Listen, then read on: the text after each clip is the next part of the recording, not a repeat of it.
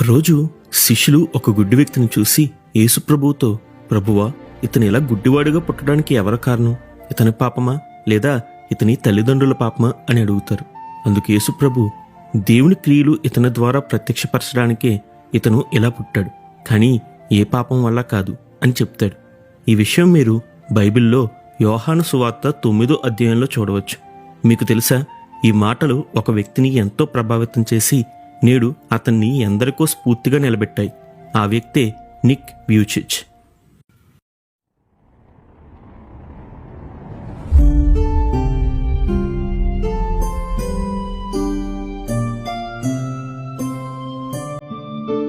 Nick వ్యూచిచ్ పూర్తి పేరు Nicholas James వ్యూచిచ్. ఇతను 1982 డిసెంబర్ 4న ఆస్ట్రేలియాలో మెల్బోర్న్లో జన్మించాడు. ఈయన తల్లిదండ్రులు బోరిస్ అలాగే దుష్కాలు.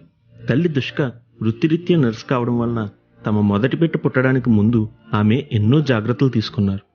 అయితే ఎన్ని జాగ్రత్తలు తీసుకున్నా సరే ఆమెకు పుట్టిన బిడ్డ టెట్రా అమీలియా సిండ్రోమ్ అనే కోట్లలో ఒకరికి ఎంతో అరుదుగా ఉండే సమస్యతో జన్మించాడు. కాబట్టి ఆ బిడ్డకు కాళ్ళు చేతులు లేకుండా కేవలం ఒక మొండెంతో పుట్టాడు. ఇలా పుట్టిన బిడ్డను దగ్గరకు తీసుకోవడానికి ఆమెకు 1 రోజులు పట్టింది. బోరిస్ దుష్కాలకు నిక్ గారే మొదటి సంతానం. ఆయనను చూడటానికి ఏ ఒక్కరూ హాస్పిటల్కి రాలేరు. కానీ నిక్ తండ్రి బోరిస్నే ప్రతిరోజు ఒక పూల బొకే దుష్కా గారికి ఇచ్చి, ఇప్పుడే బంధువులు వచ్చి బిడ్డతో ఆడుకుని వెళ్లారని, చాలా అందంగా ఉన్నాడని చెప్పారని చెప్తూ దుష్కా గారిని ఓదార్చేవారు. ఇలా కొన్ని రోజులు గడిచాక దుష్కా గారు పూర్తిగా కోలుకున్నారు. ఈ బిడ్డను దేవుడే తనకిచ్చాడు కావున ఆయనే సమస్తం చూసుకుంటాడని నిశ్చయించుకున్నారు. చంటి పిల్లలకు కాళ్ళు చేతులు ఉన్నా తమ పనులు తాము చేసుకోలేరు, అలాగే నా బిడ్డ కూడా అని అనుకున్నారు. ఇలా రోజులు గడుస్తుండగా ఆమె నిక్ గారిని ఎంతో శ్రద్ధగా చూసుకునేవారు. నిక్ గారికి ఒక చెల్లి తమ్ముడు కూడా ఉన్నారు. వారు ఎంతో ఆరోగ్యంగా జన్మించారు. వీరే నిక్ గారికి మంచి స్నేహితులు. నిక్ గారు చిన్నప్పటి నుంచి తన పనులు తానే సొంతంగా చేసుకునేవారు. మనం చేసుకునే ప్రతి పనిని ఆయన చేయగలరు. దీనికి ఆయనకి ఎవరి సహాయం అవసరం లేదు. నిక్ గారికి కాళ్ళు చేతులు లేవు, కానీ ఒక చిన్న పాదం, దానికి 2 వేళ్లు ఉంటాయి. వీటి సహాయంతోనే ఆయన వ్రాయడం, కంప్యూటర్ ఆపరేట్ చేయడం, బైబిల్ చదవడం వంటివి చేస్తారు. నిక్ గారి 8 సంవత్సరాల వయసులో ఈయన తల్లిదండ్రులు ఈయన స్కూల్లో జాయిన్ చేయాలి అనుకున్నారు. అయితే ఆ కాలంలో ఆస్ట్రేలియాలో అంగవైకల్యం గలవారు ప్రత్యేక పాఠశాలలోనే చదవాలి. వారికి సాధారణ స్కూల్లో అవకాశం లేదు. అయితే దీనిపై నిక్ తల్లిదండ్రులు ఎంతో పోరాడి చట్టాన్ని మార్చేలా చేశారు. చివరికి ఇప్పుడు నిక్ గారు కూడా సామాన్య పాఠశాలకు వెళ్లి చదువుకోవచ్చు. ఈ విషయం నిజానికి నిక్ గారికి ఒక పక్క సంతోషాన్ని ఇచ్చినా, మరో పక్క తనను అందరూ ఎగతాళి చేస్తారనే భయం. అందుకే ప్రతిరోజు రాత్రి ప్రార్థించి తనకు కాళ్ళు చేతులు వచ్చేయాలని దేవుని అడిగేవారు. అలాగే ఉదయాన్నే అద్దం ముందుకు వెళ్లి చూసుకుంటూ అక్కడ ఏ మార్పు కనిపించేది కాదు. దాంతో ఆయన చాలా బాధపడేవారు. చివరికి ఆయన స్కూల్కి వెళ్లాల్సిన సమయం వచ్చింది. స్కూల్లో పిల్లలందరూ ఈయన చూసి ఏలియన్ అని పిలిచేవారు. ఇతని వైకల్యం కారణంగా ప్రతి ఒక్కరూ నిత్యం ఏడిపిస్తూనే ఉండేవారు. చివరికి నిక్ గారికి 10 సంవత్సరాల వయసులో బాత్టబ్లో మునిగి చనిపోదాం అనుకున్నారు. కానీ అతని తమ్ముడు ఈయన కాపాడారు.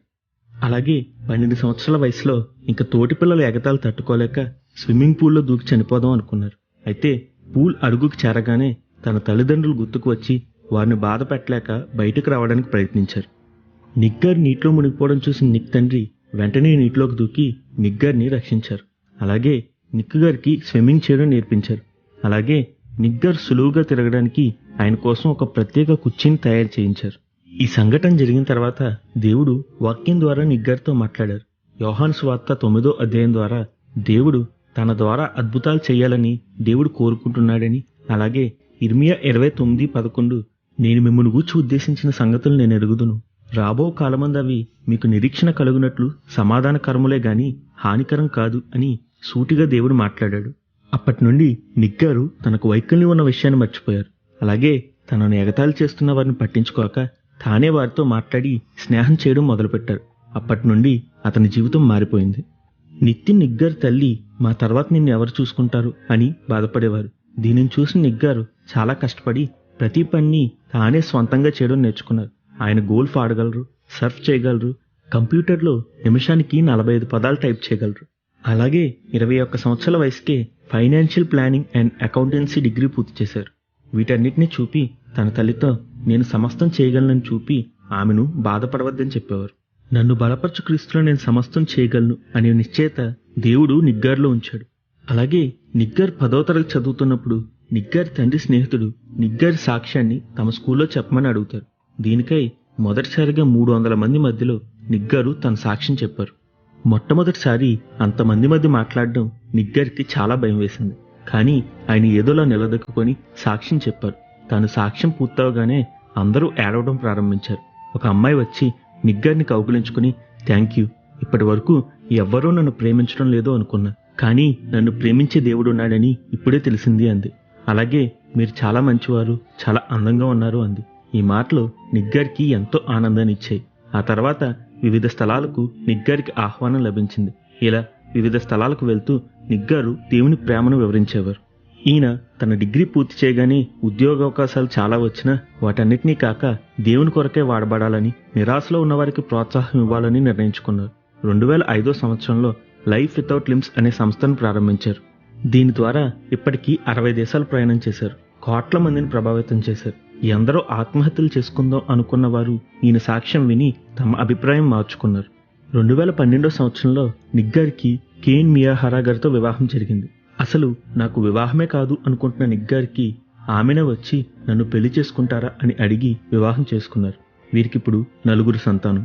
నిగ్గరు చాలా పుస్తకాలు రాశారు. లైఫ్ వితౌట్ లిమ్స్ అనే సంస్థ ద్వారా ఎందరో వైకల్యం గల వారికి ప్రపంచవ్యాప్తంగా సహాయం అందిస్తున్నారు. తన సాక్ష్యం ద్వారా ఎందరో నిరాశలో ఉన్న యువతను ప్రోత్సాహపరుస్తున్నారు. నిగ్గర్ ఎప్పుడు ఇలా చెప్తారు, నాకు బాగా తెలుసు, దేవుడు ఎప్పుడూ తప్పు చేయడు. ఆయన కేవలం అద్భుతాలు మాత్రమే చేస్తాడు. ఆ అద్భుతమే నేను, మీరు కూడా. చూసారా దేవుడు చేసే కార్యాలు? ఆయన చేసే ప్రతి పనికి ఒక కారణం ఉంటుంది. ఆయన ప్రణాళిక ఏమిటో తెలుసుకోగలిగితే మనం కూడా ఇతరులకు ఒక అద్భుతంగానే ఉంటాం. అందుకే ఈసారి మీ జీవితంలో ఏ అద్భుతం జరగకపోతే గుర్తుపెట్టుకోండి, బహుశా దేవుడు మిమ్మల్నే అద్భుతంగా మారుస్తాడేమో. దేవునికి నిత్యం మహిమ కలుగును గాక. ఆమెన్. హల్లెలూయా.